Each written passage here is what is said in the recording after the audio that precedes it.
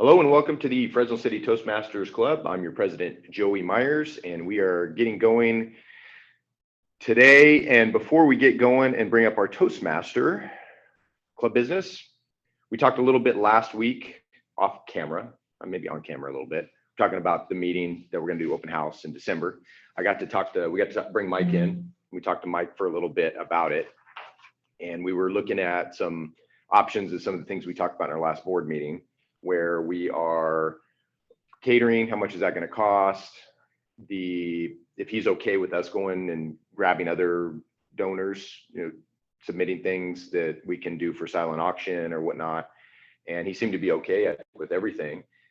He said he's going to treat us a little bit differently, but typically what he did was at least 20 as a gathering in here for something like that. And do you remember what he said ahead? Was it $20 a head? No, $15 a head. Is that what he said? Typically is what they do, but I don't think it's going to be that for us. We talked about finger foods. They could put some pinwheels together, which they've done before, and that'll probably be a little bit less. But he was talking about if we wanted to order food, he said there's a couple things probably be off the menu. Was the Chipotle chicken, because it just takes up too much of the space to cook it, and there was something else. It's whatever is after Chipotle chicken on the menu. Yeah. So if they wanted to order something other than that, then that'd be fine. So how does it work? If a guest wants to order something, Toastmasters pays for it, or how? And that's what it would be. Typically is when guests come, it's free. So he will just give us a final balance for all of the guests. So we could do that, or I think would probably be better would be just do a finger food thing. They could do like a little tray so we know what it is, and that's what the thing is. And then we can have our silent auction or raffle if we wanted to do that. I think a silent auction, we could raise a little bit more money than like a raffle, because we're just selling off tickets, but some items could go for quite a bit, and that can help pay for our time here. And plus some, like I said, in the past, when we've done a silent auction, we've raised 300 something bucks. We've had a lot of items, and then it was also right before Christmas, so people could buy things for their family or friends or things like that. So it seemed like a pretty positive, would you say? Pretty positive meeting with Mike. In other words, the vendors donate, and then the guests pay for them, and that raises the money. And we could go to all these. You get the new salon owners next door over here. You have Mike, obviously the mug. They would put a basket together, he said, for us. We could do like the dog groomers next door. We could do everybody, the juice place over here. And it could be just as much as a $20 gift certificate or whatnot, and auction it off. And they would give that. And so it would help bring business to them, but also to Mike and bringing people in here as well. So. Yeah. So technically Toastmasters is a nonprofit. So you're 501c3. So it may be helpful if we present their requests that way. Like we're a charity, a nonprofit organization, right. Provide leadership and public speaking, coaching. People. And would you like to help me? Yeah. And I think in the past we've done that where if they needed I don't know, they would need to be able to write it off. You know how Salvation Army gives you a slip. Yeah. Right. Yeah. We just give them that, or have if they needed it. I mean, it's $20, $30, but and not everybody will ask, but sometimes it looks professional if you have something. Right. Yeah, good point. I think that was it. And also, if we want maybe a page that describes what Toastmasters is and what like the flyer. no, we're legit. Yeah. Give them a little bit of because I think we have those, right? We have the flyers. We have some flyers. Yeah. Just reviewing the area and we're meeting over here on Tuesdays. Yep. And then ask them if they'd be interested in passing them out to some of their people when they come in. Even have some employees that they want to. Yeah. So what we'll do is maybe in the coming weeks or so, I'll put together a thing. I wouldn't mind going around and gathering up, but if there's somebody close to you that has a business that would want to donate, it doesn't have to be just these people here, but just really any business or anything. In the past, the ladies that help birthed the Fresno City Toastmasters. They're really handy, and they'd go and they'd make stuff. And they're not saying we have to do that, but that's as far reaching as we can go. We don't have to, there's enough creativity in there to get items. Yeah. I'm good. Wheels turning still? I'll do business for you. Yep. Denny, going. Yep. Cool. So we good on that? Yes. All right. With that, I will move on to introduce our Toastmaster of the day. And Chanel, I changed it up on her. I couldn't leave Day of the Dead up there because this was election week. So I had as the theme of our meeting. So I had to change it up. Sorry, Chanel, but you're pretty good about being on the fly. No, I just want. Okay. I'm prepared for election day. Okay. She's prepared. All right. Come on up, Chanel. Thank you. Mm. I'm actually very glad that you changed the theme because I know next to nothing about Day of the Dead, but I'm much more passionate about Election Day as a theme. Our theme today is to vote or not to vote. That is the question. If that is the question, my answer to that question is unapologetically to vote. I'm only 25, but I have voted in every election that I've been eligible for since I turned 18. I printed out some interesting facts on the history of voting in the United States. Unpartisan, these are just facts from the very esteemed scholarly resource, Wikipedia. Never wrong, always correct. But these are just broad general years and stuff. When the United States first became a country and a democracy, the question of who was able to have the vote was left up to the states individually. And so initially, states had very different voting laws about who was able to participate, and it mostly depended on status as a property owner, gender, race, and in some cases, religious affiliation. Now, as years went on, of course, the pool of people who were eligible to vote became larger. So the last state to actually abolish property qualification for the vote was North Carolina, and that was in 1856. So 1856, this is a little bit before the Civil War. That was the last year that finally anybody who wasn't necessarily a property owner was able to vote. As far as women having the vote, I think we know that has been quite a journey. The first state to actually vote to give women the full vote was Wyoming. Interestingly, the western region of the United States was leading the charge on that. Wyoming was the very first, and then California came along in 1911. And then, of course, federally, the constitutional amendment that gave women the right to vote was in 1920. So just some interesting facts about the journey that we've been on. I know that affects me because I'm a woman and I'm not a property owner. So in those days, I would not have had the vote. Before I transition into the rest of our meeting, I'm going to share one thing with you all. This is my argument for why you should vote, okay? So I've just got one. Let's see what you guys think.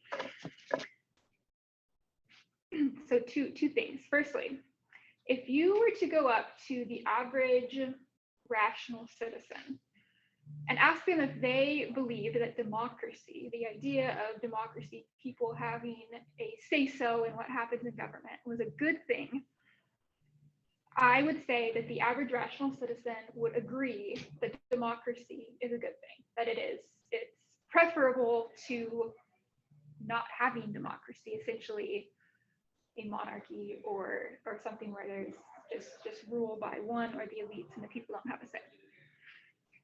However, people believe that democracy is a good thing, but then if they choose not to vote, essentially what that is saying is, I believe that democracy is a good thing overall for society, but I personally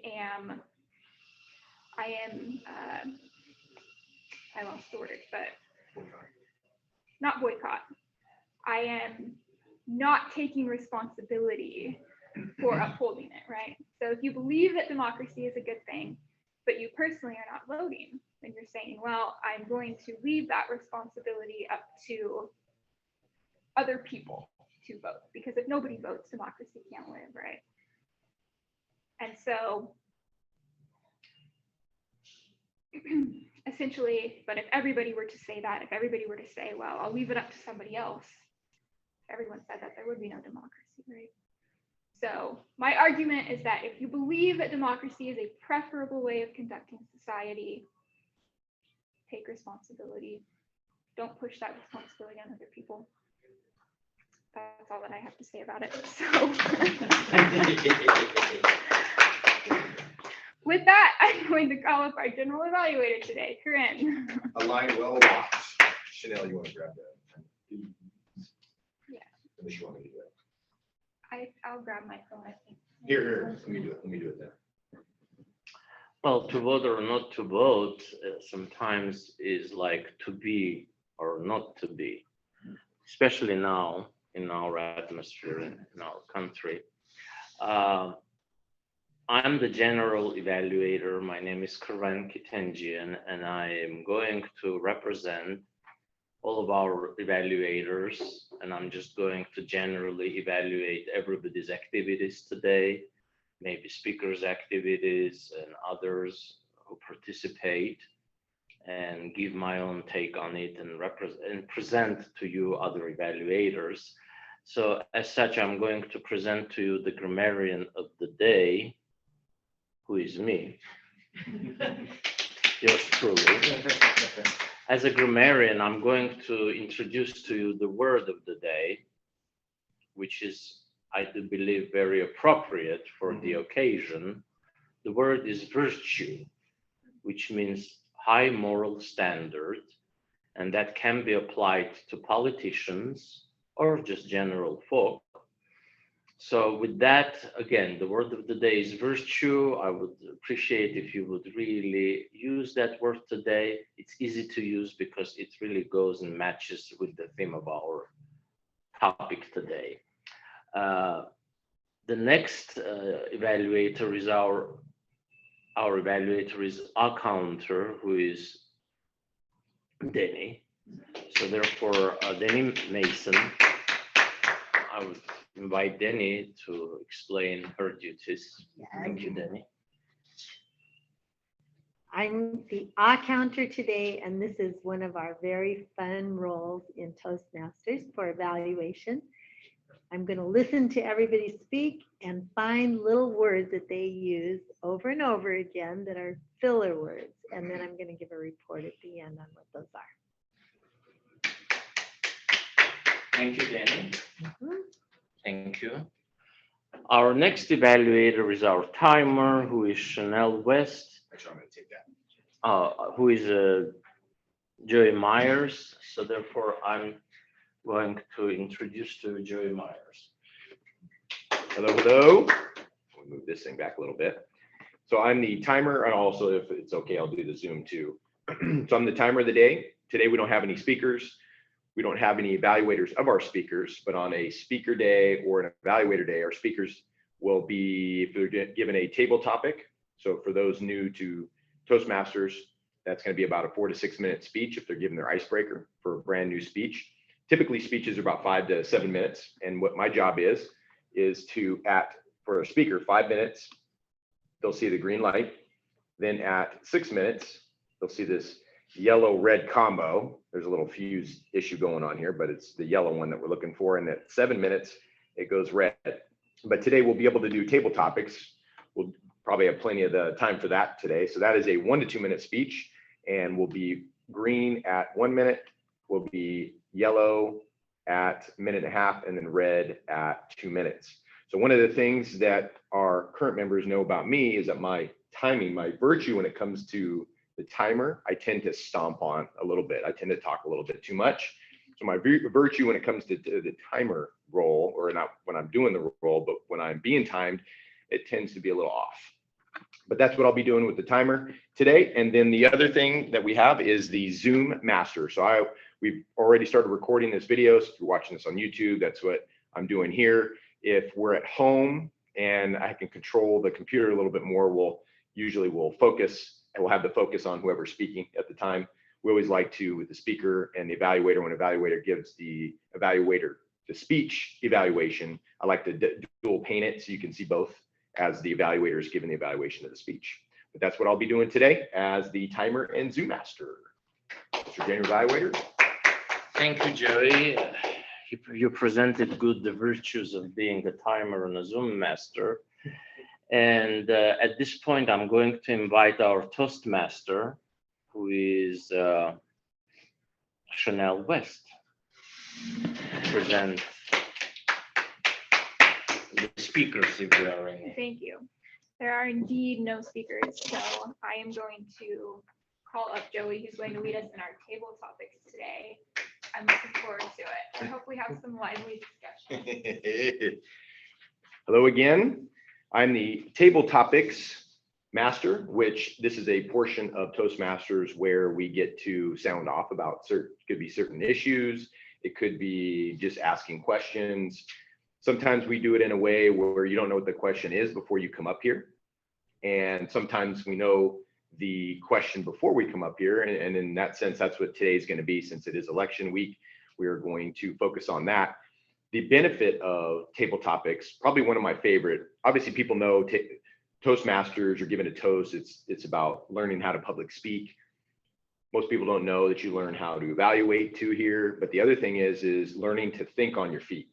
It's being able to have a question raised. It could be a microphone from a reporter that gets put in your face. They ask you a question, and you got to be able to think on your feet to be able to give some sort of a response that makes sense and hopefully can get you some airtime in that sense. Or it's you maybe getting a raise, getting a new job, getting an upgrade in your work, and being in an interview where you're going to have questions asked from a panel. It could be one person, it could be 9 people in a panel. You might have an idea of what those questions may be, but you're not sure when they're going to happen, and you want to make sure that you have a good response when they give that to you, instead of when they ask a question, you look like you're swallowing your tongue.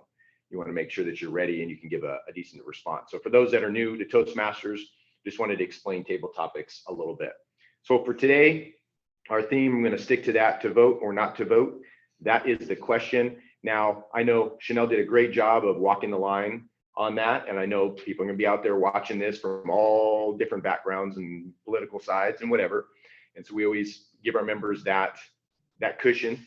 If you want to talk about to vote or not to vote, and that's fine, and your reasons behind that. Or if you want to talk more about, relate that voting or not voting to a friend that's asking you, hey, what movie do you want to see, Denny? And you know the typical response sometimes is, well, I don't know, what do you want to see? Being able to make that decision and commit to an answer in that could be what the vote means. It doesn't have to necessarily mean election voting. It could just mean, it could mean deciding to have kids, not to have kids. It could be whatever it is, but it's a vote in general if you want to spawn it off of election, if you don't want to talk about the election. So to vote or not to vote, that is a question. We're talking about a time maybe in your life or where you had to make a decision.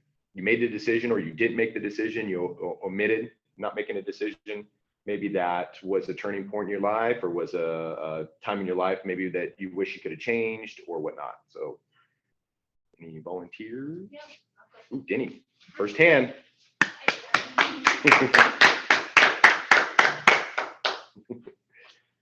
Of course, I'm wearing a scarf today because it's pouring rain somewhere close by.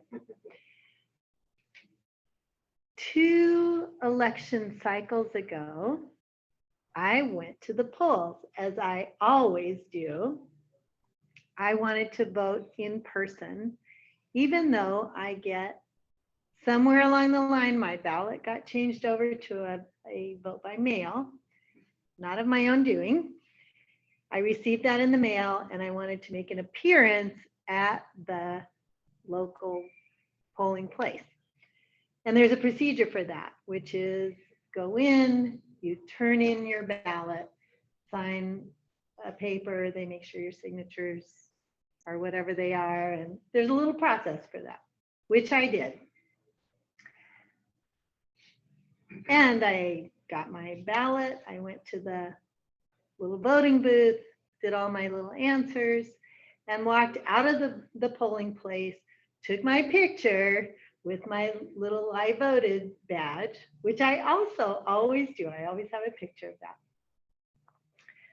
Only to find out later that my vote had not been counted in Fresno County. There's a place you can go on there's a website to go to for Fresno County, and you can see if your vote was counted or not. And I was very disappointed to see that it looks like I didn't vote in that election. I went back, I found the picture. I know that I voted, but it didn't show up. Now I have a ballot by mail again. They do track it. I tried sending it in by mail last time. I don't agree with that process. However, during COVID, I thought, well, I'm going to go ahead and do it this way. They do have a pretty good tracking process, or at least it appears that way. I get notices and text messages and all of that. I'm hoping that my vote is counting. And that's about all I can hope for at this point. So I'm not entirely satisfied with the process, but I'm participating in the way that I hope is being counted. Thank you. Thank you, Danny. Anybody else? Oh, sorry. Corinne, and maybe I'll go after Corinne. I thought Great, you come on were up. gonna say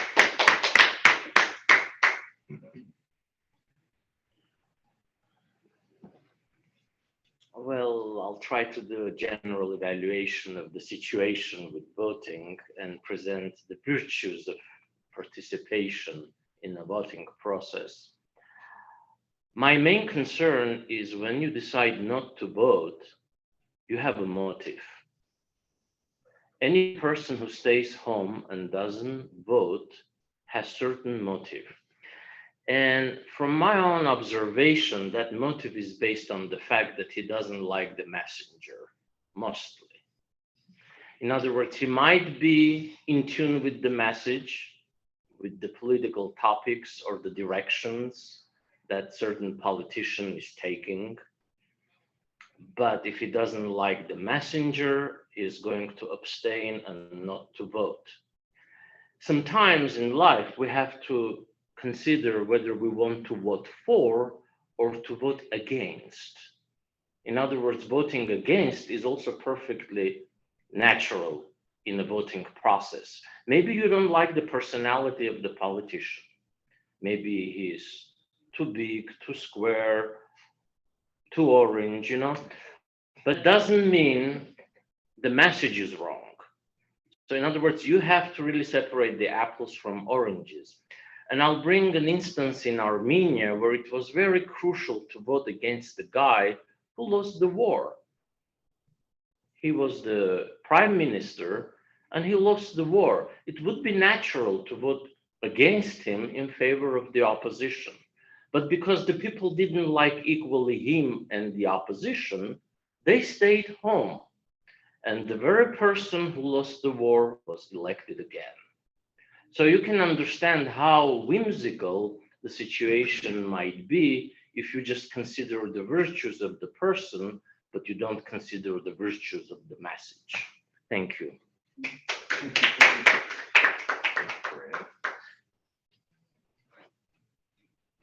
Write that down real quick.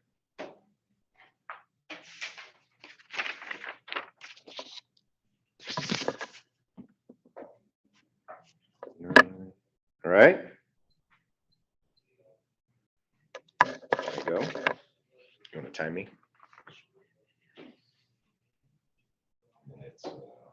That one's to start. Chanel likes my old fart watch over there. Yeah. It's not an Apple Watch. Yeah. Okay. I'm going to give an alternative view piggybacking on what both Corinne and Chanel were talking about and touching on a little bit what Denny was talking about, where to vote or to not vote is the question.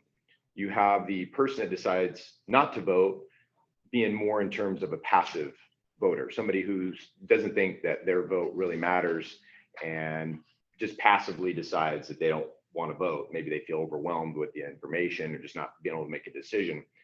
There's also an alternative, which is more of a boycott of a vote. Now, I just want to raise some questions. Everybody's free to do what they want. So it's not that these questions raised are about somebody telling you not to vote. Don't vote. Don't vote in the election. Because everybody's got their viewpoints on that, as Corinne shared, Denny and Chanel have shared. But what if there is something like what Denny was talking about, where you cast your vote, you've done that in the past, and it doesn't show up, wasn't counted? What if you're watching the news at night and you're looking at a vote tally and all of a sudden it changes from 2.5 million down to 1.8 million, just in an instant? Is that something that raises some questions? Is that something that we should question when votes are being seemingly shaved off the top? Or what if you go into a vote, say a recall, like what we had last year with our governor, and you've heard stories, you've seen Southern California, Northern California seemingly on the same page with Central California about somebody who's leading our state, and then all of a sudden the vote is the opposite of what side we're on? Would that raise questions? Is that okay to question that? And is it okay in that instance for somebody not so much to be a passive saying, well, my vote doesn't matter, but more of a boycott in a sense? So those are just some questions to raise on the other side. I love the freedom to be able to vote, but I'd also like to raise the questions of, is that vote being counted like it should? And for me personally, I would love the in-person voting by paper ballot, one day count, all that. Personally, I'm not a big fan of machines, but it's okay to ask questions. Thank you.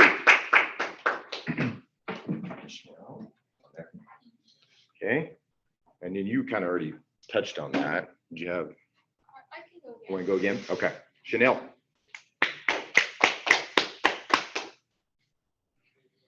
Thank you. I appreciate everything that all three of you shared. I like learning from you guys, and I don't have any direct rebuttals to anything that you said. I think you all made good points.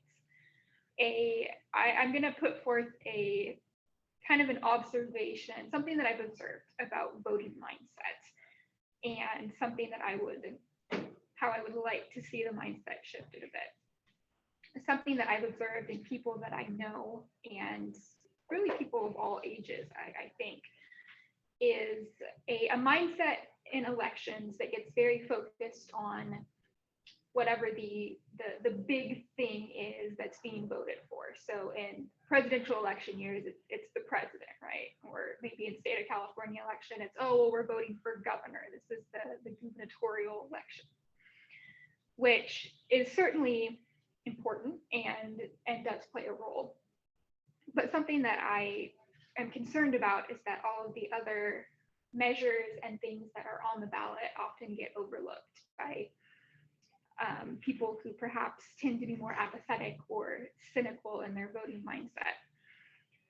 So, for example, a couple of election cycles ago, California had, I think it was 16 different measures on the ballot. Nothing to do with people or who we are electing, but just these are direct policy issues that are going to the popular vote for people to make decisions on. And several people that I had talked to at that time who were cynical about voting, were genuinely very surprised to hear that all of those things were even on the ballot. I think that those are important things, even if you're, not sure about whoever the top guy is or the big main thing. And I think that also the local issues, right? When we're electing people in county and city government, those are things that it's a lot easier to to know the person and to understand what they're about. And I think democracy can really shine on the local level. And I would like to see people really understand that and because of that feel more empowered that their vote does mean something.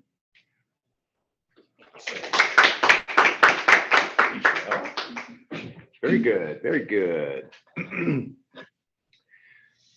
Unless we have some more want to jump in, maybe. But that's our table topics for today. Anybody else want to share? Any thinking about this topic? Table topics. Or branch off, maybe something that I said or something Chanel. Well, as a general evaluator, I might just jump in. Oh, when you come up? Yeah, say something. Okay. So should we move on? Move on. All right. Well, thanks everybody for sharing. I know that's a tough topic, and I know that for myself to be able to take an opposite view is rough. But that's part of table topics for Toastmasters. It's part of the duty, I think, whether we're talking about a mic getting put in your face by a reporter or you're in a job interview and you got a panel of people. If you have 9 people on a panel, 6 people. My wife, when she got hired on, same Fresno City College, but the first time for a beta program that was taking students from student to workforce or just a counselor in general, she had to go through stages, levels of interviews. And it wasn't just one interview in front of a panel of 9. It was first interview was with 1 person, second interview was 3, and then the last interview was with like 6 to 9. And you know that 6 to 9 people on that panel are not all going to think the same way. They're not all going to have the same politics. They're not all going to be the same creed and religion and gender and age. And you have to be able to walk the line, as I mentioned, Chanel, when she came up first, being able to walk that line and not go too far into one side where you might have 1 or 2 agree with you on that 6 panel, but you might have 4 that don't. And that could be the nail in the coffin that shuts it down. So part of Toastmasters is training our brains. I know we got free speech. We should be able to say anything we want. And I'm all for that. And you just let the people listen that want to listen. The people that don't want to listen, don't listen. But there is a fine line on that too, depending on your audience and who you're talking to. If I'm talking to a bunch of nuns, I'm not going to probably mix in some F words and some SH words. But if I'm talking in front of a bunch of truckers, there might be a lot of F words and SH words that I might. So knowing your audience and knowing how to walk that line. So thank you for sharing today. With that, I will give it to our general evaluator so that Mr. Perrin Katenjian could go through, see how we did on our evaluations. Thank you, Joey. I think we did well because we touched on all of the different topics or features of voting that there possibly is. I appreciate the fact that somebody who votes in person wants to know whether their vote was counted. And as an attorney, I came to the point in my mind that maybe we should really run some class actions of people who were disenfranchised in that fashion, especially when you're actively participating. That's appalling. To Chanel, I would say that you're right. Democracy is the supreme engine that drives this country. And what is more interesting, as a person who came from a different culture, other countries came to democracy. In this particular case in America, there was first the notion of democracy, and they built the country around that notion. So in other words, this is the one example where democracy was the driving force of creating a country and uniting different states. But there is too much federal control at this point. That really bothers me a lot. I think that the Constitution allows for states to make local decisions. And eventually, I do believe that even a country which was built on the cornerstones of democracy might really slip into tyranny if we don't watch it. And with Joey, I agree in respect that one day voting only in person is preferable. And I'm against the machines too, because I have a bad feeling about them lately. Although we're getting into the era of technology and basically everything is computerized in our lives, some things should really stay old-fashioned, especially in voting. And with that, I appreciate everybody's input to the topic today. And I want to introduce our timer of the day, who is Mr. Joey Myers. Thank you, sir. I have a couple combined reports up here. I left my other one up here. Grab these two.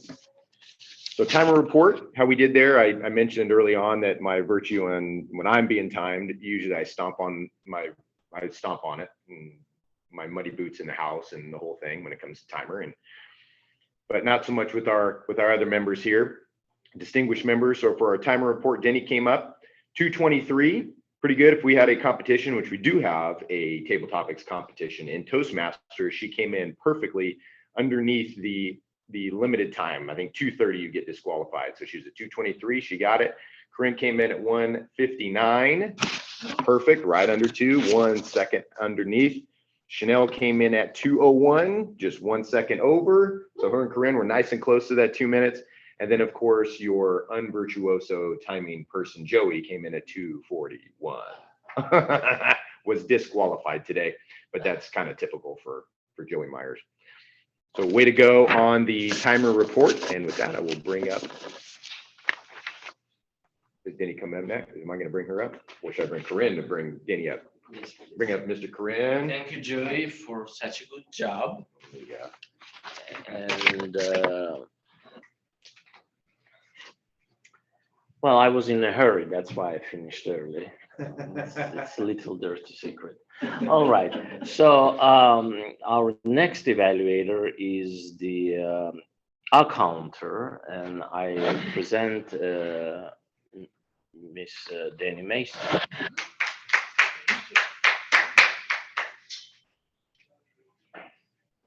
Very good job, everyone, today.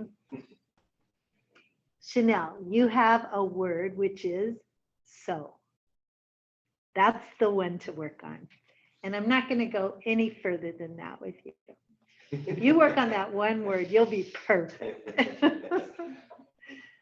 Corinne, you have one word which is and you did so much better today than last time I did this job. And so I know you're working on that. Yes, much, much better. Joey, you're good. We're just going to let you go today. Mm-hmm. You always go over, and so you know that's your unvirtuous Timing. yes, timing. That's it. And that's it. My last word of the day is: if you don't vote, you don't get a chance to gripe. Mm-hmm. Right. Thank you. Right. Thank you, Danny. And the grammarian report, I do believe everybody used the word virtue, and you didn't? Oh, I thought you did. Sorry. All right, but yeah, and some people used even many times, and I'm very satisfied with that. Thank you. And then if you want to go to the general evaluation of the meeting. The general evaluation, as I said, the topic of the day was to vote or not to vote. That is the question. I do believe the question was fully addressed from different angles and perspectives, and everybody's input was right on the money. Starting with the fact that why we vote, because it's democracy, and then giving historical perspective of how it started in this country. First, women were allowed to vote, and then people who have no property were allowed to vote, or vice versa. Mm-hmm. And I understand at this point, those would be very tough to really enforce, especially in the inflation era. But then we went to the fact of why you don't vote. I mean, what is the motive behind of not voting? Because that's also very important in the process. Why sometimes the silent majority stays home? For example, we don't even have a quorum. you know. That's very important. And there is a political motive behind that, because people really make a decision, virtuous or non-virtuous, that I don't want to deal with it. And finally, we went to the process, issues of technicality of voting, counting. Somebody's vote was not counted, although that person participated. Others say that it's not really good to do it by mail or a ballot box. It's better to do it in person. Then the time frame is an issue, right? Because we need to know whether the vote can take 2 days, 3 days, 1 month, 1 year, or it should be just 24 hours set time, and the country votes within that perimeter, giving the time zones. You have to make adjustments, and that's it. You're not allowed to vote after the threshold timing, you know. I'm the proponent of that. With all of that, we did a marvelous job, and I think that we really addressed the issue, hit it on the spot. Thank you. Good work, Corinne. First time for general evaluator role. Great job. An attorney at work. An attorney at work. Very cool. All right, let's do so I want to, for everybody being able to come up here, talk a little bit of politics. Some people are uncomfortable doing that, although I know I know everybody in this room isn't really, but there are some people I know that are really, it's really tough for them to talk about it because they don't want to upset somebody or whatever it is. They don't want to get in an argument. So everybody gets a clap for doing that today. Taking on multiple roles, taking on roles for the first time. Great work, everybody. And let's shift over to second page, or on the back of your agenda for our next week's meeting. I put the 22nd, no meeting because that's Thanksgiving week. So we have one more meeting, November 15th. That's next week before we're off for a week. And then just in the future, we have December, we have 2 weeks off. That's going to be the week of Christmas and then the week of New Year's that we'll be off. So we'll be off for 2 weeks, the last couple of weeks of December. But we will be off the 22nd of November this month for Thanksgiving.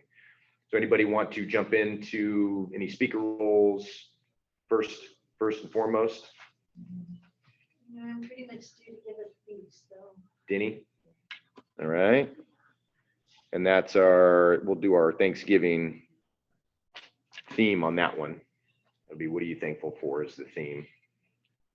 Evaluator? I'll sign up to give a speech on the 29th. 29th? Okay.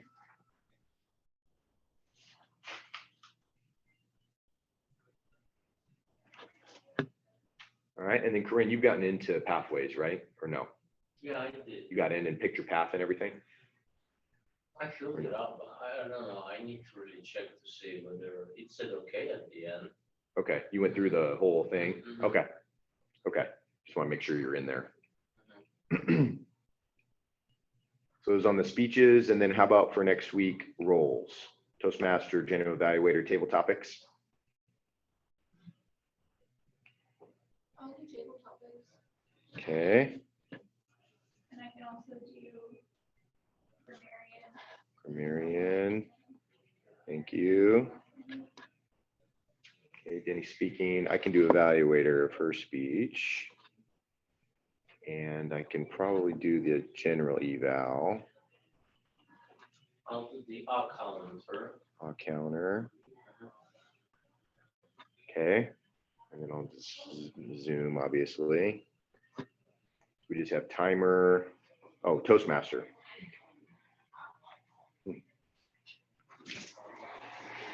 Table topics. Table topics is Chanel. Sarah, maybe? All right, Sarah, and then we just timer. We can do general evaluator. I can do timer. Good. All right. So I think we're good on that. Any other questions, comments, criticisms on the agenda? Good. All right. Just the last thing is any questions, comments, or criticisms in the overall meeting? Hi. I think Corinne brought a new meaning to general evaluator at the end. He Yeah. set this up very nicely. I thought. Yeah. That was nice. Yeah, that was something a little different. I like it. Mm-hmm. Yeah, that was good. It's like closing arguments. That's exactly what it was.